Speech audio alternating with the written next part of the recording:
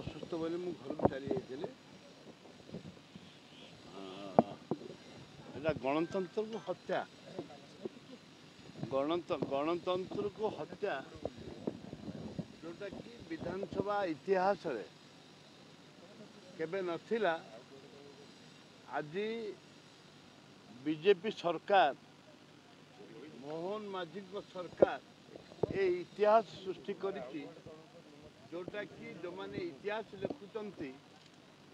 ଲେଖୁଛନ୍ତି ଓଡ଼ିଶାର, ସେ ଇତିହାସରେ ଇଏ ସ୍ୱର୍ଣ୍ଣବଦ୍ଧ ହେଇକି ରହିବ ଯେ ଏମାନେ ଗଣତନ୍ତ୍ରକୁ, ଗଣତନ୍ତ୍ର ମନ୍ଦିରକୁ କିପରି ଭାବରେ ହତ୍ୟା କରୁଛନ୍ତି ବିଜେପି ଦଳ। ସେଥିପାଇଁ ନିଶ୍ଚିତ ଭାବରେ ଏ ଅନ୍ୟାୟକୁ କେବେ କଂଗ୍ରେସ ଦଳ ବରଦାସ୍ତ କରିବନି। ସେ ଆମେ କ'ଣ ଭୟ କରୁଛୁ? ସସ୍ପେଣ୍ଡ କରିଦେଲେ ବୋଲି ଆମେ ଡରିବୁ? ଡରିବା ପ୍ରଶ୍ନ ଉଠୁନି, ଲଢ଼ିବୁ।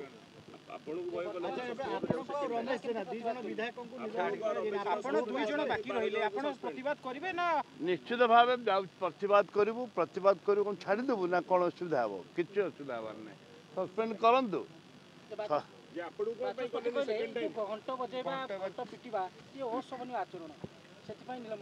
ଶୋଭନୀୟ ଅଶୋଭନୀୟ ବିଜେପି ଯେତେବେଳେ କରୁଥିଲେ ସେତେବେଳେ ଶୋଭନୀୟ ଥିଲା। ଗଲା 5 ବର୍ଷ ଶୋଭନୀୟ ଥିଲା। ତାଙ୍କେ ବି ମୁଗ ଡାଲି ଫିଙ୍ଗୁଥିଲେ, ତାଙ୍କେ ବି ଜୋତା ଫିଙ୍ଗୁଥିଲେ, ତାଙ୍କେ ବିଭିନ୍ନ କଥା କେଳେଙ୍କାରୀ କରିଛନ୍ତି। ସେ କ'ଣ ଶୋଭନୀୟ ଥିଲା? ସେଥିପାଇଁ କିଏ କ'ଣ କରିଦେବ ହେବ ଏଇଟାକୁ ଆମେ ଭୟ କରୁନୁ। କଂଗ୍ରେସ ଦଳ ପ୍ରତିବାଦ କରିବୁ। ମୁଁ ଅଛି, ରମେଶ ଜେନା ଅଛି, ମୋର ଟିକେ ଦେହ ଖରାପ ଅବସ୍ଥା, ମୁଁ ବି ଥିଲେ ମୋତେ ବି ସସ୍ପେଣ୍ଡ କରିଥାନ୍ତେ। ଯେହେତୁ ମୁଁ ଅନୁପସ୍ଥିତ ଥିଲି, ମୋତେ ସସ୍ପେଣ୍ଡ କରିନାହାନ୍ତି। ନିଶ୍ଚିତ ଭାବରେ ଦରକାର ଯାହା ହେବ ଲଢ଼ିବୁ। ଦଳର ଯେଉଁ ଆଭିମୁଖ୍ୟ ଥିଲା ସେ ଆଭିମୁଖ୍ୟ ନେଇକି ଲଢ଼ିବୁ। ଯେଉଁଟା ଆମ ପିସି ସଭାପତି ଆମର ନେତା ନିଷ୍ପତ୍ତି ନେଇଛନ୍ତି, ଆମେ କେବେ ପଛକୁ ଆସିନୁ। 27 ତାରିଖ ଦିନ ଘେରାଉ ଅଛି। ସେଥିପାଇଁ ରାଜ୍ୟ ସରକାର ଭୟଭୀତ ହୋଇଯାଇଛି, ଡରିକିରି ସସ୍ପେଣ୍ଡ କରିଛନ୍ତି। ଗୋଟିଏ ଇସ୍ୟୁ ହେଉଛି, ସେ ହେଉଛି ହାଉସ୍ କମିଟି ଗଠନ, ନାରୀର ସୁରକ୍ଷା, ଛାତ୍ରୀମାନଙ୍କର ସୁରକ୍ଷା। କର୍ଣ୍ଣାଟକର ରାଗ ଏଇଠି ସୁଝଉଛନ୍ତି। ତାଙ୍କେ ତ ଫେରେ 150 ଜଣ ସାଂସଦକୁ ସସ୍ପେଣ୍ଡ କରିଥିଲେ। 150 ଜଣ ଆଇନ ବିଲ୍ ପାସ୍ କରିବା ପାଇଁ 150 ଜଣକୁ ପାସ୍ କରିଥିଲେ। 150 ଜଣ ସାଂସଦକୁ ଲଢ଼େଇ କରିବ କ'ଣ ଅଛି?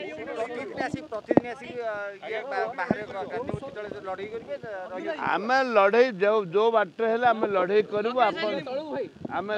ଆମେ ଯେଉଁଠି ହେଲେ ଲଢ଼େଇ କରିବୁ। ଆପଣ ଦେଖିବେ, ଲଢ଼େଇରେ ପଛେଇବୁନି। ଆମେ ଲଢ଼େଇ କରି ଆସିଛୁ, ଲଢ଼େଇ କରିବୁ। ପ୍ରଭାବ ସ୍ୱର ବରଂ ଉଚ୍ଚତର ହେବ। 2 ଜଣ ଆପଣ ଦେଖିବେ, ଆପଣ ଦେଖନ୍ତୁ କ'ଣ କରାଯାଉଛି। ଆପଣ ଦେଖନ୍ତୁ, କଂଗ୍ରେସ ସମ୍ପୂର୍ଣ୍ଣ ଭାବରେ କଂଗ୍ରେସକୁ ଡରିକିରି ସସ୍ପେଣ୍ଡ କରୁଛନ୍ତି। ଯେହେତୁ କଂଗ୍ରେସର ସଂଖ୍ୟା କମ୍ ଥିଲେ ମଧ୍ୟ ସ୍ୱର ବହୁତ ଜୋର ଅଛି। ଆମ ସ୍ୱରକୁ ଆମର ଦାବି କି ଏବଂ ରାଜ୍ୟବାସୀ ଚାରିଆଡ଼େ ଆଲୋଚନା କଲେଣି। ମହିଳାମାନଙ୍କ ପାଇଁ ରାଜ୍ୟ ସରକାର, ବିଜେପି ସରକାର କାହିଁକି ସଚେତନ ହେଇକିରି କମିଟି କରୁନି? ବିଧାନସଭା କମିଟି କରିବା ଆମର ଡିମାଣ୍ଡ ରହିଛି ଏବଂ କଡ଼ା ଆଇନ ଆଣିବା ଆମ ଡିମାଣ୍ଡ ରହିଛି। ଆମ ସ୍ୱର ଚପେଇ ଦେବା ପାଇଁ ତାଙ୍କେ ଯେଉଁ ପ୍ରୟାସ କରୁଛନ୍ତି, କଂଗ୍ରେସର ସ୍ୱର କେବେ ଚପିନି, ଚପିବାର ପ୍ରଶ୍ନ ଉଠୁନି।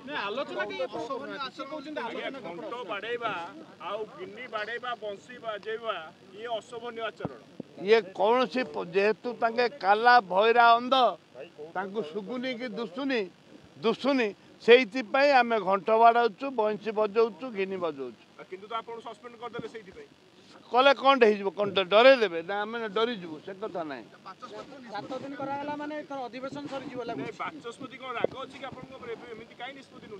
ବାଚସ୍ପତିଙ୍କ ରାଗ କାହିଁ? ତାଙ୍କର ଯେଉଁ ବିଧାୟକ ମନ୍ତ୍ରୀ ଅସଭ୍ୟ ଭାଷାରେ ଗାଳି କରୁଥିଲେ ଏବଂ ତଣ୍ଟି ଚିପୁଥିଲେ, ସରକାର କ'ଣ ଦେଖିନାହାନ୍ତି? କାହିଁକି ତାଙ୍କ ବିରୁଦ୍ଧରେ କାର୍ଯ୍ୟାନୁଷ୍ଠାନ ଗ୍ରହଣ କରୁନାହାନ୍ତି?